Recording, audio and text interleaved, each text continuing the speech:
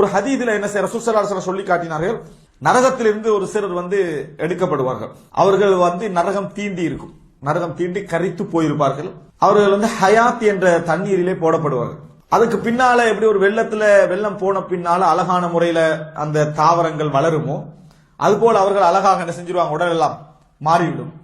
அவர்கள் நரகத்திலிருந்து விடுதலையானவர்கள் என்பதை குறிக்க ஜஹன்னமியூன் என்று சொல்லி அழைக்கப்படுவார்கள். அல்லாஹு தாலா அவர்களை சொர்க்கத்துக்குள்ள அனுப்புவான். சொர்க்கத்தில் அனுப்பினோடனே அவர்களுக்கு இந்த அதாவது பன்மடங்காக சொர்க்கம், இந்த உலகத்தை விட பன்மடங்காக சொர்க்கத்துடைய இன்பங்கள் அவர்களுக்கு கிடைக்கும். ஒன்றுமே இல்லாத ஒருவருக்கு விடுதலை கிடைச்சதே பெரிய விஷயம். ஆனா சொர்க்கமே முழுமையாக அல்லாஹு தாலா கூலியை கொடுத்த பின்னால் அவர் அதுக்கு மேல வேற ஒன்றை நினைச்சு பாப்பாரா? வேற ஒன்றுமே இல்லை. ஒரு ஆபத்திலிருந்து விடுதலை என்பதே ஒரு இன்பம் தான்.